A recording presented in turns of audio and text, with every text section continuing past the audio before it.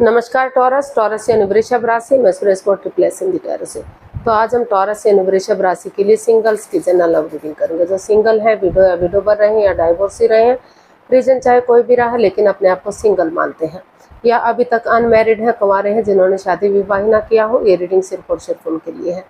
General है, general होने के कारण आप पर मैच हो भी सकती है, नहीं भी हो सकती। जिस पर जितनी मैच होती है प्लीज आप एक्सेप्ट कर सकते हैं। सनसाइन, मूनसाइन या नाम राशि, जिसके साथ भी अटैचमेंट फील होती है, अट्रैक्शन फील होती है, उन्हीं के साथ आप इसे देख सकते हैं। तो इसमें सबसे पहले लव रिलेशनशिप एरिया को लेकर, और ये रीडिंग जो है 2 से लेकर 9 जून 2026 तक के लिए वीकली यानी साप्ताहिक रीडिंग रहेगी। तो इसमें सबसे पहले हम आपके पार्टनर की करंट एनर्जी से, आपकी करंट एनर्जी से करेंगे टॉरस के इस वक्त आपकी लव रिलेशनशिप एरिया को लेकर करंट एनर्जी क्या है, और अगर कोई नया पर्सन इन दिनों आपकी लाइफ में आ रहा है, चाहे भले ही इंसान नया ना हो, फ्रेंड के रूप में या किसी और किसी भी रूप में आप उसे पहले से जानते हैं, लेकिन लाइफ पार्टनर के रूप में आपकी बात आपके पास आ रहा है, तो उसके प्रति आपकी एनर्जी क्या रहेगी। और अगर आप किसी पास्ट पर्सन से डील कर रहे थे, अटैचमेंट या जुड़ा हुआ महसूस कर रहे थे और दूरियां बनी हुई हैं, तो उनके वापस आने की एनर्जी क्या रहेगी और इस सिचुएशन की गाइडेंस क्या रहेगी। तो ये सब हम इसमें देखने वाले हैं। तो चलिए देख लेते हैं टॉरस। टॉरस यानी वृषभ राशि, लव रिलेशनशिप एरिया को लेकर आपकी करंट एनर्जी चेक करते हैं कि इस वक्त आपकी जो करंट एनर्जी है वो क्या है।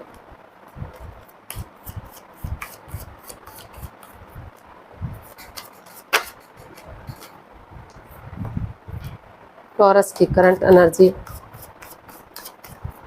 लव रिलेशनशिप एरिया को लेकर क्या है, देखते हैं।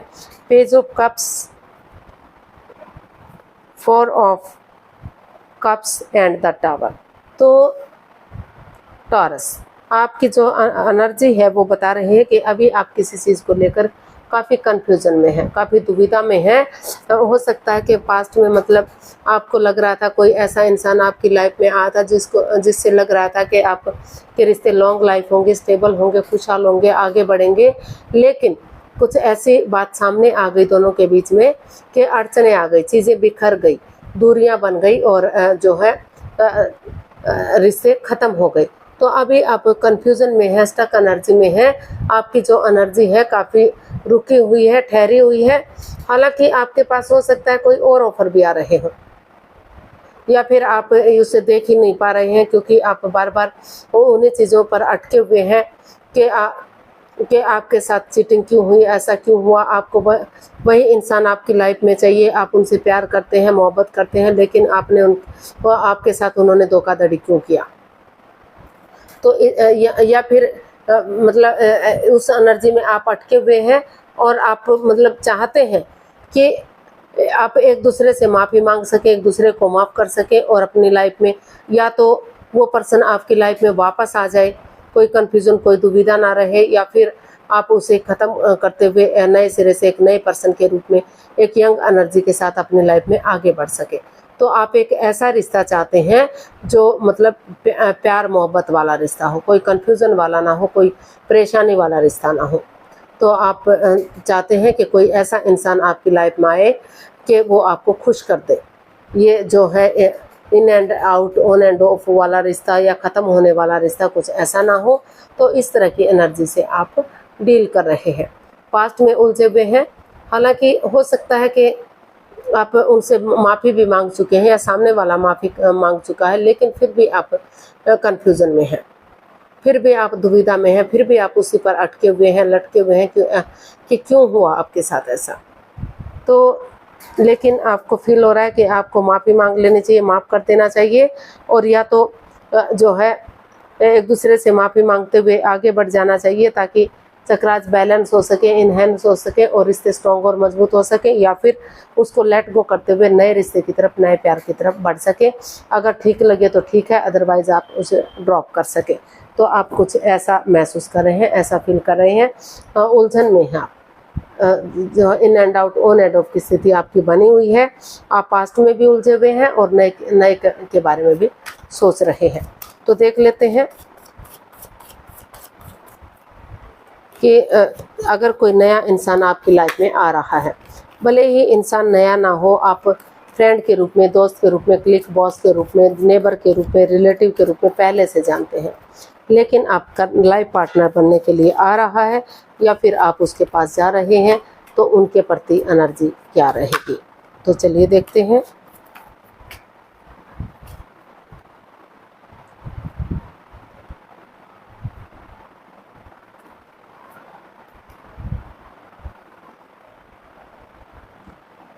तो अभी जो है वही फिर से प्रॉब्लम इसमें दिखाई दे रही है कि 5 ऑफ पेंटिकल्स का कार्ड बता रहा है कि दोनों जो आप रिलेशन में हैं, उस द लवर्स का कार्ड बता रहा है कि शायद आप किसी के साथ लव और रिलेशन में थे, मतलब प्यार करते थे, मोहब्बत करते थे, यहाँ तक कि आप शादी विवाह का सोच रहे थे या शादी हो सकता है कि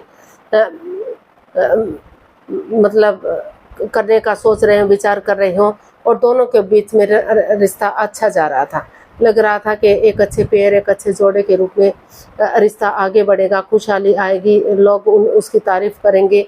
और लेकिन कुछ ऐसी बात सामने आ गई कि रिश्तों में दूरियां आ गई, परेशानियां, प्रॉब्लम्स बढ़ गई और ये दोनों के बीच में काफ़ी मनमुटाव हो गया।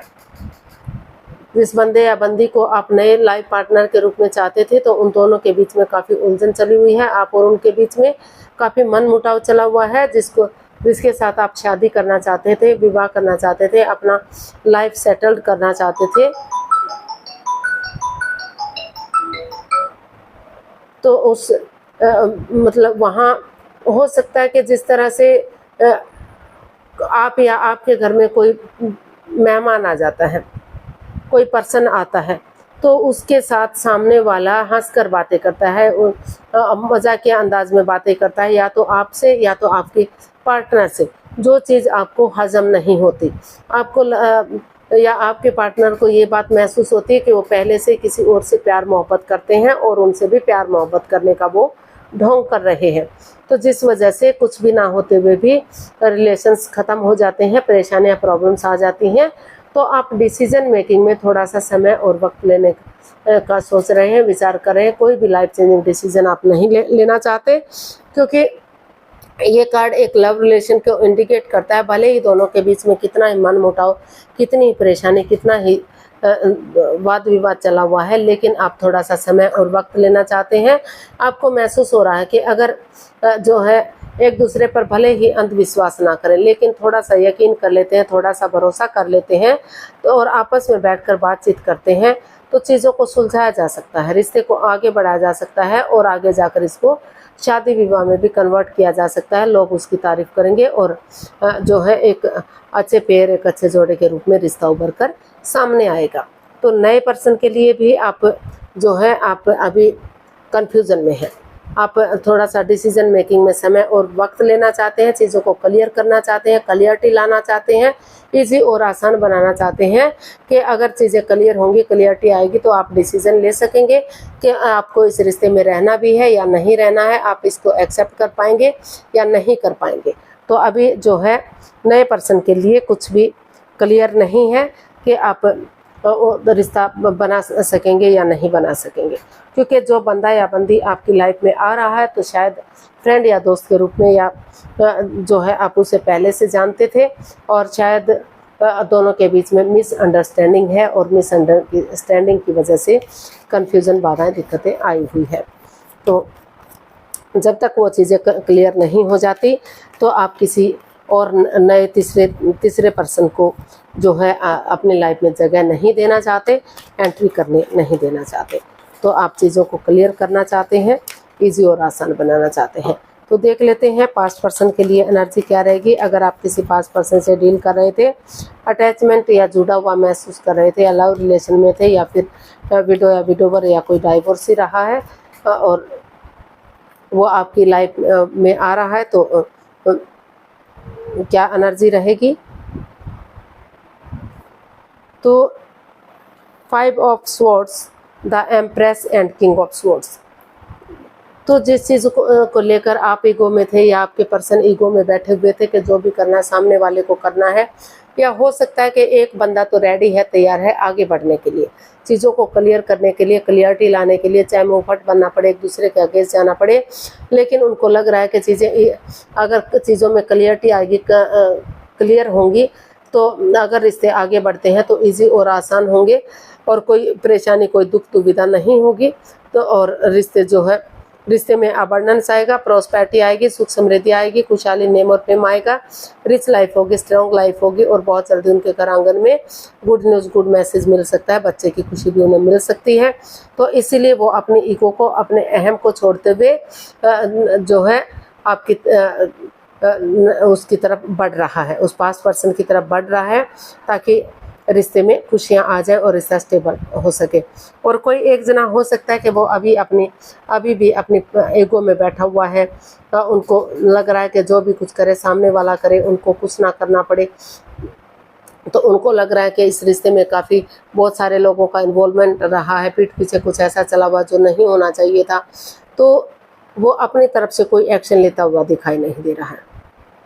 कोई एक जना है, या तो आप हो सकते हैं या तो सामने वाला बंदा हो सकता है, जो एक जना अपनी ईगो में बैठा हुआ है, घमंडी टाइप इंसान है, ये सोच रहा है कि जो भी कुछ करेगा सामने वाला करेगा, वो कुछ नहीं करेगा, लेकिन दूसरा एग्री है, तैयार है तो रिश्ते को आगे बढ़ाने के लिए, ग्रोथ, सक्सेस, प्रॉस्पेरिटी के लिए, ताकि 12 की 12 राशियाँ उनमें उनका साथ दे सके। तो आप जो है नए पर्सन के लिए भी थोड़ा सा अभी कंफ्यूजन है, अभी आप डिसीजन मेकिंग में समय और वक्त लेना चाहते हैं, और पास्ट पर्सन के लिए भी कोई एक एग्री है लेकिन दूसरा अपनी ईगो में बैठा हुआ है। तो चीज़ों को क्लियर कीजिए, क्लियरिटी लाइए, सोच विचार कीजिए और तभी कोई एक्शन लीजिएगा। जो भी आप एक्शन लेंगे जिस नए इवन पुराने पर्सन के लिए, तो उन्हीं के साथ जो है सोच विचार करके अगर उन चीज़ों को क्लियर करते हुए क्लियरिटी के साथ आगे बढ़ेंगे, तो वही रिश्ते आपके लिए पॉजिटिव हो सकते हैं, आगे बढ़ाने में आपकी मदद और हेल्प कर सकते हैं। लेकिन अपने ईगो को छोड़ना पड़ेगा, अपने अहम को छोड़ना पड़ेगा और चीज़ों को क्लियर कीजिएगा। कोई भी लाइफ चेंजिंग डिसीजन मत लीजिए, जल्दबाजी में आकर कोई भी एक्शन मत लीजिए। एक दूसरे की फीलिंग्स को समझिए, एक दूसरे के अटैचमेंट और अट्रैक्शन को समझिए और डिसीजन मेकिंग में समय और वक्त लीजिए। जब आपको पूरी तरह से कंफर्म हो जाए कि चीज़ें सही हैं, रिश्ता आगे बढ़ सकता है, तो ही आपको रिश्ते को आगे बढ़ाना है। नया चाहे पुराना कोई भी वो रिश्ता क्यों ना हो, जल्दबाजी में आकर अगर आप एक्शन लेंगे तो परेशानियां, प्रॉब्लम्स आपकी बढ़ सकती हैं। तो यूनिवर्स की तरफ से गाइडेंस देख लेते हैं, मैसेज देख लेते हैं। The moon, the hanged man and strength. तो यूनिवर्स जी आपको मैसेज दे रहे हैं, गाइडेंस दे रहे हैं कि अभी जो है, अभी आप अटके हुए हैं, लटके हुए हैं, रुके हुए हैं, थमे हुए हैं, कोई भी एक्शन लेते हुए दिखाई नहीं दे रहे हैं।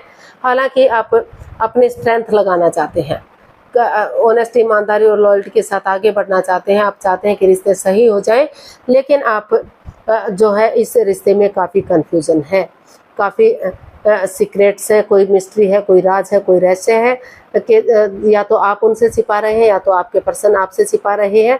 चीज़ें क्लियर नहीं है, क्लियरिटी नहीं है, तो इसीलिए चीज़ें अटकी हुई हैं, लटकी हुई हैं। तो यूनिवर्स जी आपको मैसेज दे रहे हैं, गाइडेंस दे रहे हैं कि अभी जो है आप जब तक अपने आप को हील कीजिए, मेडिटेशन कीजिए, और जब तक चीज़ें क्लियर नहीं हो जाती, क्लियरिटी नहीं हो जाती, यूनिवर्स को सरेंडर करते हुए आगे नहीं बढ़ पाते, तब तक आपको आगे नहीं बढ़ना है।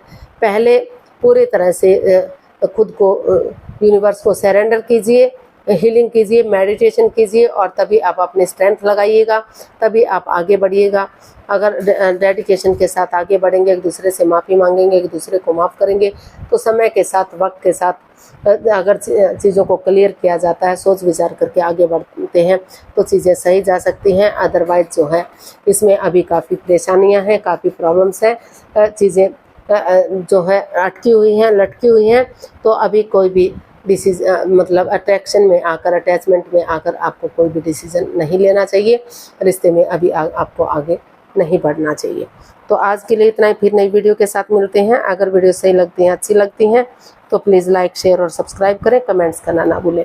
इससे मोटिवेशन मिलता है, आपको नोटिफिकेशन मिलता है, वीडियो बनाने में मदद मिलती है।